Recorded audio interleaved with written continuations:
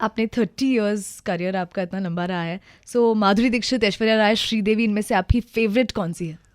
Madhuri Dixit. Madhuri Dixit. And dancing में भी Madhuri Dixit and overall जी हाँ सब सारे एस्पेक्ट्स में? जी। ओके। और एक्टर कौन से एक्टर को नचाने में काफ़ी डिफिकल्टी हुई है? बहुत सारे आए ज़िंदगी में, लेकिन जिसका स्टैम्प रह गया मेरे ब्रेन पे भी वो है संजय दत्त। संजय दत्त, उनको नचाने में बहुत डिफिकल्टी रही है? हुई थी, लेकिन he was an apt student, I didn't know. हाँ। लेकिन जब उसका पहली बार पहला मूवमेंट देखा तो आई वॉज इन शिवर्स। मैं बोली तू तो मरी। मतलब अब जब पिक्चर रिलीज होगी तो क्या बोलेंगे लोग। हाँ। तो मैंने डायरेक्टर से कहा कि आप सिर्फ इतना मेरे लिए एहसान करो, मुझे रिहर्सल कराने दो, जब मैं कहूँगी तो सेट लगाना, नहीं तो मत लगाना। He said done, no problem. तो मैं संजू को रिहर्सल्स यहाँ कराई और विदिन 4 days उसको जाना पड़ा ऊटी। तो मेरे एक असिस्टेंट थे निमेश भट्ट, जो बाद में कोरियोग्राफर बन गए। तो उनके ऊपर मैंने ये डांस कंपोज करके उनको साथ में लगा दिया। अच्छा। कि तू जा ऊटी इनके साथ, सुबह 6 बजे तू उठाना, 6 से लेके 8 बजे तक रिहर्सल करा, बाद में छोड़ दे शूटिंग के लिए। शाम को जब आए मेकअप उतारते रिहर्सल करा। बोले मासी जी मेरे बात सुनेंगे? मैंने कहा क्यों नहीं सुनेंगे, जब मैं सामने बोल के जा रही हूँ।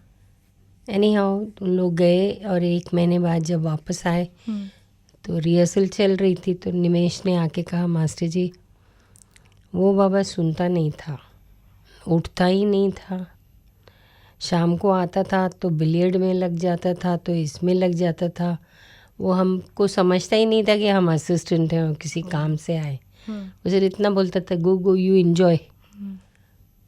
बोले मैं क्या करूँ मास्टर जी, जितना सिखा सका मैं सिखाया। अब मेरे को गुस्सा उस वक्त मेरा बहुत ख़राब था।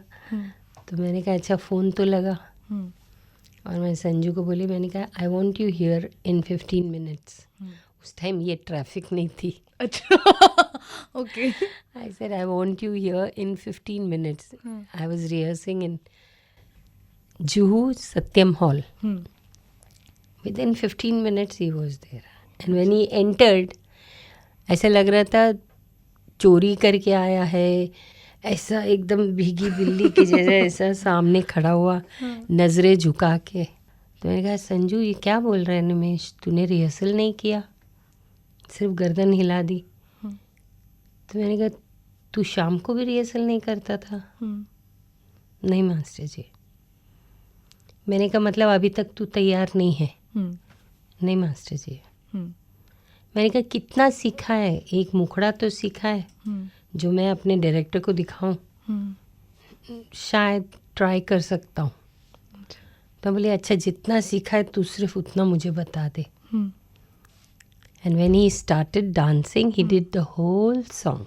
He did the whole song. He did the whole song and so beautifully, I can't tell you. You're completely impressed. उसके बाद डांट वाट नहीं? Means मैंने प्रोड्यूसर को बोला कल से ही सेट लगाना शुरू कर दो। He is absolutely ready. Fantastic. He did it very well. And once he came for my baby's birthday, he danced with the boys in my house. That same song. तम्मा तम्मा लोगे। वाह फैंटास्टिक। जी आज के बॉलीवुड में जो कोरियोग्राफी का scenario है उसके बारे में आपको कुछ कहना है? एक दुख भरी दास्तान। प्लीज हमसे शेयर कीजिए। रिपेयर रिपीट करते हुए भी अच्छा नहीं लगता है। लेकिन बहुत ही बुरी हालत है आजकल। न तो किसी को किसी वर्ड्स का संबंध है, न मीनिंग मालूम है किसी पोइट्री की। रोमांस हो तो भी डांस है, कोई मर गया है तो भी डांस है। आज ये हालत है। सिर्फ ये प्रूफ करने का है कि हम डांस कर सकते हैं। राइट। बाकी सिचुएशन को डांस की ज़रूरत है नहीं है, नोबडी केयर्स।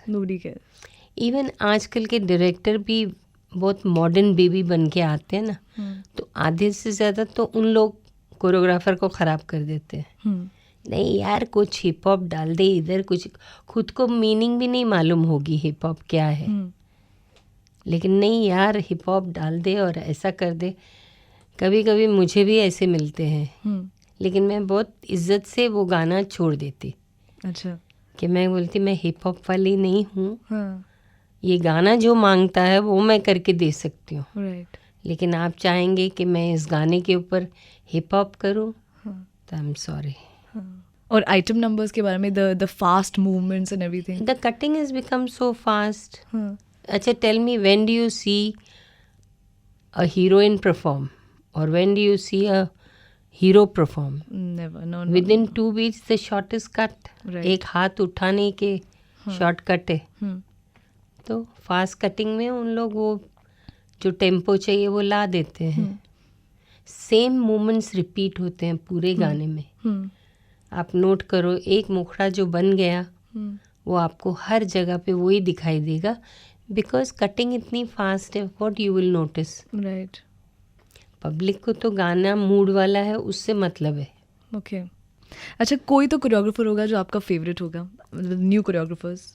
अभी भी जिनको सेंस है, जैसा Vaibhavi Merchant, at least she has with western also she has a sense to attach it to those words or something like that. Okay.